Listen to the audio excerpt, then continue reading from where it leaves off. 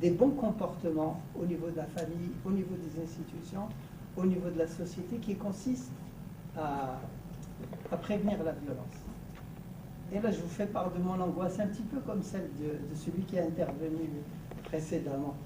Dans une société où tout est construit sur la compétition et la concurrence, ou même dans l'école, on transfère cette compétition, où on est déstabilisé parce qu'on introduit la peur à tous les moments. Quel est le bon comportement face à ce principe? Voilà. Alors, par rapport à la première question, première remarque, la difficulté de mentaliser, je l'ai plus définie dans le cadre du passage à l'acte. Voilà. C'est le passage à l'acte, et ça, c'est, je dirais, spécifique à l'adolescent. Maintenant, après, on a des adultes qui restent dans le passage à l'acte. Là, ça devient pathologique. Hein, où je ne peux plus mentaliser, je ne peux qu'agir. Donc, agir en soi, à l'adolescence, c'est ce que j'appelais ordinaire. Il passe à l'acte. Parce que, dans son processus, il n'est pas au point opérationnel pour mettre en mots véritablement ce qu'il ressent, sa souffrance. Maintenant, il y a distinguer l'agressivité, et l'extrême, c'est la violence, dans le sens où, bon, il n'y a pas du tout, enfin, il est très très très loin de la mentalisation, et même d'une ébauche. Parce que ce qu'il a reçu, probablement, est trop violent, et que ça sort de manière extrêmement violente et déchaînée. Maintenant, par rapport à la deuxième question, évidemment, vous avez tout à fait raison. Tout à fait raison. Et donc, c'est pour ça que j'ai repris. C'était le débat de toute une table ronde du colloque auquel j'ai assisté adolescence, à Tétouan le week-end dernier. De dire que véritablement, comment ce jeune va pouvoir essayer de s'en sortir dans le contexte actuel. Effectivement, tout est dans rentabilité, il faut être ceci, il faut être cela, et l'avenir n'est pas toujours des plus réjouissants. Quand on voit effectivement qu'il est difficile, quand on voit par exemple ici au Maroc, si on n'a pas des moyennes d'un certain niveau, qu'est-ce qu'on va faire?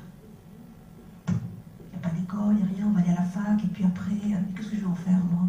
Et après j'ai même un doctorat. Avoir un poste d'enseignant universitaire, c'est pas évident, les postes sont comptés, ils avaient ce discours. Puis j'ai même des jeunes qui sont là, écoutez, ben non, finalement je passe pas le bac, je n'ai vraiment pas l'intérêt. De toute façon je suis pas très très bon, j'aurais tout juste passable. Alors à quoi bon?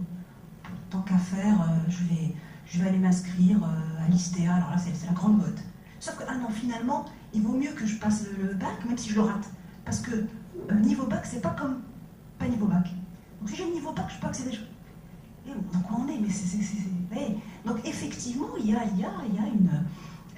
beaucoup d'inquiétudes à ce niveau-là. Beaucoup d'inquiétudes. C'est là que je dis bon, qu'il faut élargir probablement le problème de l'adolescent, et qu'il est pluridisciplinaire. Il intéresse tout le monde. Et comment gérer la compétition dans l'éducation? Ça, c'est peut-être la grande question qu'il travaille aussi, qu'il vous repose. La compétition dans l'éducation.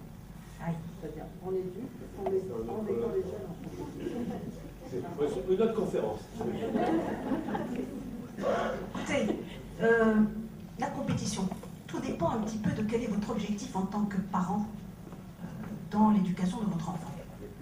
Théoriquement, l'objectif, c'est l'autonomie, qu'il soit autonome, épanoui, bien dans sa peau. Après, si lui choisit d'entrer dans la compétition, la compétitivité, ça sera son choix. Mais là où peut-être il y a souci, c'est quand d'emblée, c'est le choix des parents. Et que quelque part, il est inculqué. Mais il faut, et tu dois. Et on met la barre un peu haut d'emblée. Et là, effectivement, on a des jeunes qui se mettent en conduite d'échec parce que c'est trop dur et que de toute façon, je ne répondrai jamais aux attentes. Je suis incapable. Et ça revient aux assises narcissiques. Vous savez, un enfant qui deviendra adolescent, qui est suffisamment aimé, s'aimera et il aimera la vie, il sera bien dans sa peau. C'est vraiment amour, bienveillant. Voilà. Dans le respect de la prohibition de l'inceste, bien évidemment. Oui, bien entendu. Qui subit la violence d'un autre enfant qui n'est peut-être pas aimé, mais qui subit cette violence au quotidien ou souvent. Il a beau être autonome, il a beau être aimé, comment va-t-il le vivre et comment va-t-il se relever de cette situation? C'est un cas qui se rencontre quand même, qui peut se rencontrer assez souvent. Je crois que là, il y a deux aspects. Le premier aspect, c'est que s'il est suffisamment dans un espace d'écoute, hein, et qu'il trouve effectivement des oreilles attentives, je crois que déjà ça c'est extrêmement important. Il va y avoir des soutiens, il va y avoir des réactions, il va y avoir forcément justice qui sera faite, puisqu'il est victime. Ça d'une part. Deuxièmement, je dirais que si ça induit une souffrance, dont je crois qu'il est peut-être important à ce moment-là de voir peut-être un psychologue ou un psychiatre pour, comment dirais-je, voir. Il est important de déculpabiliser ce jeune.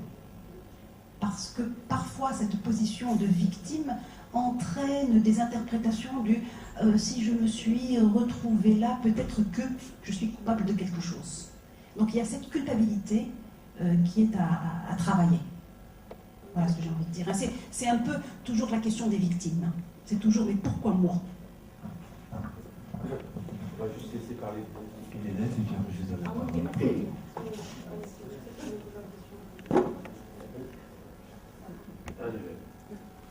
Oui, en fait, j'ai une question qui se rapproche un peu de la question précédente, mais qui n'est pas vraiment pareille. C'est donc le point de vue d'un adolescent. Donc, on évolue dans un lycée où il y a plusieurs adolescents. Et comme on a tous une histoire, une éducation différente, on a tous des réactions différentes. Et on peut très vite, certains peuvent très vite se retrouver victimes de la violence des autres. Et j'aimerais savoir comment réagir à cette violence ou comment l'éviter.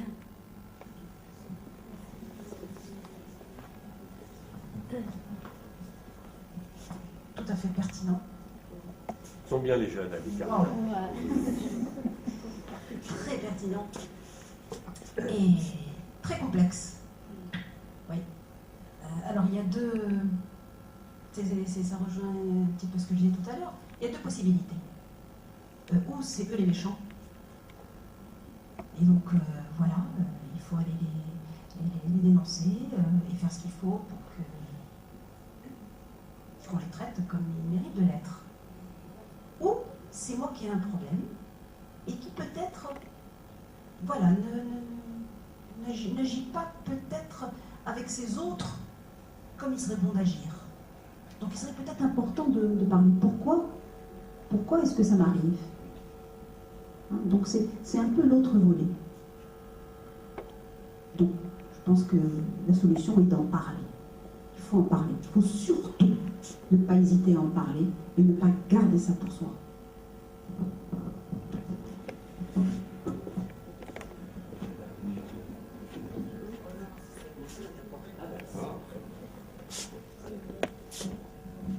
Bonsoir.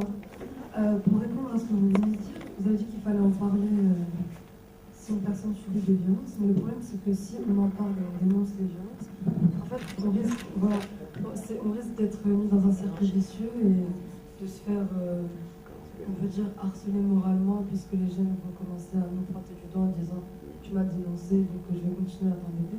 Donc je pense que cette solution c'est pas la meilleure, parce que c'est vrai que ça peut engendrer d'autres problèmes.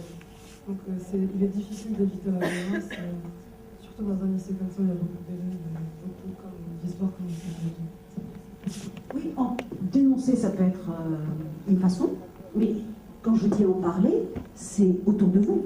Il y a forcément des personnes à qui vous pouvez en parler. Il y a les parents, il y a peut-être pas les parents directement, si bon, vous n'avez pas envie d'en parler avec eux, mais il y a un oncle, une tante, je ne sais pas, une cousine plus aînée qui peut vous aider à y voir plus clair, ou un psy. Un psy, et j'ai des situations qui se posent comme ça, oui. Je viens me dire, voilà, je ne comprends pas, on me harcèle, on fait ceci, on fait cela.